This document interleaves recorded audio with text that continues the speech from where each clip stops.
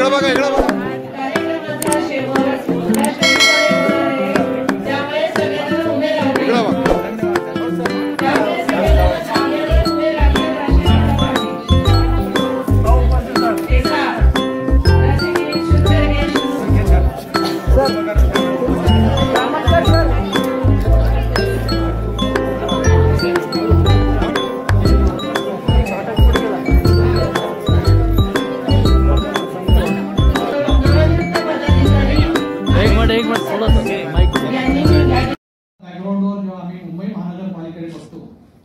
असं सांगितलं गेलं की आमचे 26-27,000 मेंबर आहेत. ही गोष्ट तरी खोटी गोष्ट नाही. हेही सांगितलं गेलं की त्यातले 50 रुपये मी सरकार दरबार देतो, कोणी आपल्याला सूटबीट देत नाही. कारण पेन्शनरांच्या बद्दल संवेदनशीलता असणारी मंडळी कुठल्याही शासकीय यंत्रणेमध्ये आता शिल्लक आहे, याचाही आपण विचार केला पाहिजे. ही जेव्हा आम्ही संघटना चालवतो, लोकांकडे जातो, तर संघटनेचं ध्येय काय असलं पाहिजे? आम्ही आमचं ध्येय नक्की केलेलं. आमचं ध्येय सर्वथैव सक्षमता. रिटायर झालेले लोक आहे, सेवानिवृत्तीचं आयुष्य सर्वथैव सक्षम. जिल्हा पेन्शनर असोसिएशनची 2025-2030 या ठिकाणी निवडणूक झाली. निवडणूक अधिकारी प्रभाकरराव तरके, त्यानंतर देशमुख या ठिकाणी ही निवडणूक पार पडली. यावेळेला आम्ही या निवडणुकीला 5 वर्षासाठी धर्मादायकताकडे घटना दुरुस्ती केली. नंतर ही 5 वर्षाची झाली.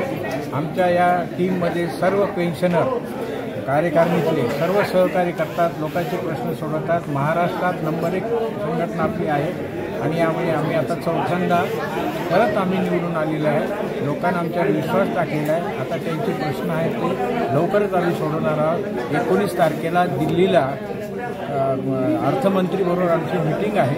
19ला मी जुलैला तिथं जाणार आहे. असेच प्रश्न सोडवतो. तुमचे प्रत्येक पत्रकाराचे नेहमी साथ देतात, प्रश्न सोडवतात, प्रत्येक बातम्या प्रसिद्ध करतात. त्याच्यामुळे शासनावर दबाव येतो. आमच्या पेन्शनरचे प्रश्न मार्गी लागतात. असंच आपलं सहकार्य राहावं हीच मला विनंती. सर, पेन्शनरांचे प्रश्न दिवसेंदिवस वाढत आहे, सरकार त्याकडे दुर्लक्ष करतं असं वाटतंय? पेन्शनरचे प्रश्न जे नवे पेन्शनर आहेत 2012 त्यांचा अजून मंजूर झाला नाही 5 नंतर, त्याचा प्रश्न आहे. बाकी जे पेन्शनरचे पेन्शन आहे ते 30च्या 1ला सुट्टी आली तर 31लाच जमा व्हायला लागली. ट्रेझरीत 40,000 पेन्शनर आहे, जिल्हा परिषदला 30,000 पेन्शनर आहे. पण सगळ्याची 1 ते 5 मध्ये पेन्शन व्हायला लागले. सतत तुमचं पत्रकाराचं याच्यावर शासनावर लक्ष असतं. आम्ही पण पाठपुरावा करतो. पेन्शन सध्या तरी वेळेवर होती आहे. आता याच्यानंतर बाकीच्या गोष्टी आहेत ते तुमच्या सांगत जाईल.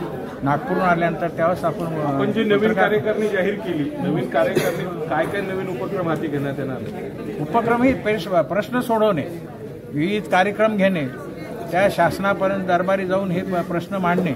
जे काही नवीन आता आहे ते काही योजना ते आम्ही हे करणार आहेत. सगळ्या टीमचं सहकार्य आहे, सगळ्या अध्यक्षाचं सहकार्य आहे, पूर्ण सभासद 8,000चं सहकार्य आहे. कुठलाही वाद नाही, कुणी काही नाही. जो माणूस त्यानं दिला तोच माणूस आम्ही घेतला. आम्ही सांगितलं आधी मला जे माणसं पाहिजे तेच घेणार, ते घेतले आणि बिनविरोध झाले.